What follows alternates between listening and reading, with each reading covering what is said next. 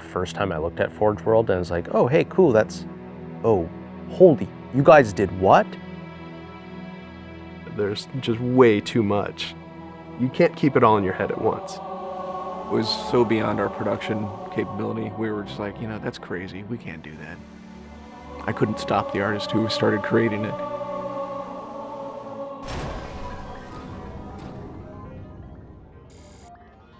Forge is our editing tool that players can build their own maps. I mean, at its core, it's a map editor. We always had this vision right from the get-go, which is anyone can build anything. Giving the fans the tools, they can take it and run with it and make it their own.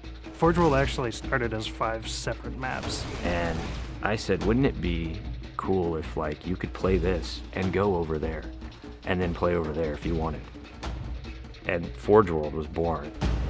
There were a lot of people telling us that, no, you cannot ship this as one big map. We have this awesome new automatically generated LOD system called impostering that makes objects that are really far away really cheap to draw. We're pushing what we can do with the Forge budget, so that lets us have many more objects up on the screen at once, which lets us put more objects into Forge. Interesting to take the Banshee or Falcon out for a spin in Forge World, because it actually takes a while to get from one end to the other. The second you come into the space, you should know that you're on Halo. Our old friend, the Forerunners, come back, because the Forerunners create all sorts of cool, interesting pieces of geometry.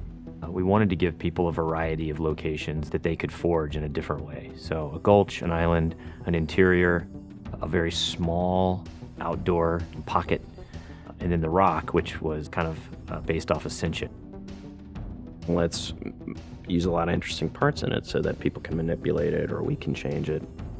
Why don't we bring back Blood Gulch and carve it all up into pieces so that people can start manipulating it in interesting ways. And then Sanctuary was the other one.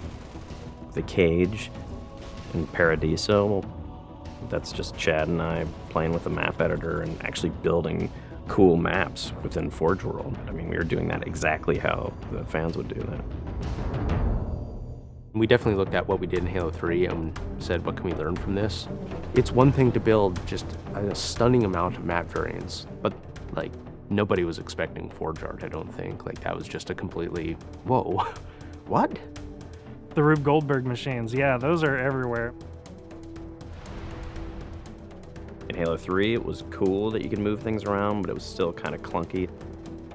And we're like, we have to make this better. What are some of the tricks that the community is using, and how can we make those not be tricks and just make those be tools? We took that stuff and made it like a real feature. There's normal, phased, and fixed. So normal is like Halo 3 style, it bumps into stuff when you let it go and it falls to the ground and moves around and stuff. And fixed is the same thing, except when you let it go, it stays exactly where it was. And then phased is the coolest because it means that while you're editing the object, it's not actually interacting with the environment. You can put it through a wall, you can put it, through other objects. Which changed everything for Forge, like immediately. It's much easier to build a Forge space. There's snaps and rotates and degrees and units that you can move things. You can be very precise.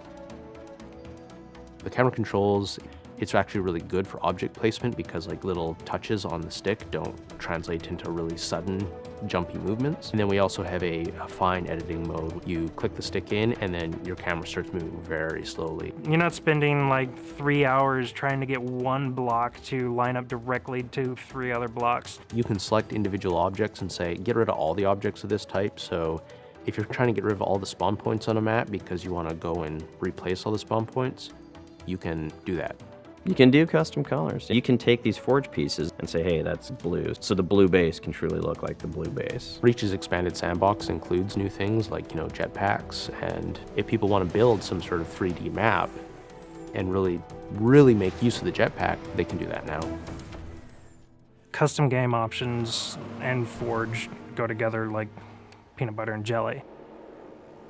You're able to do things with game types that people might not even expect.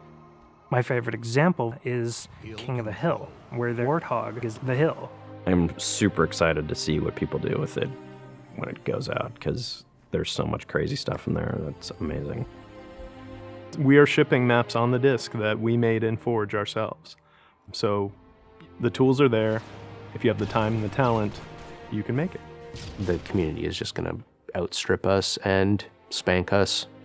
With the new tagging system, you can save a forged variant, you can post it to your file share, and then you can say, you know, sweet new map. Things that are good are downloaded by a lot of people and passed around to a lot of people, and that makes the really sweet stuff bubble up to the top. I'm looking forward to what the next big community game type is going to be.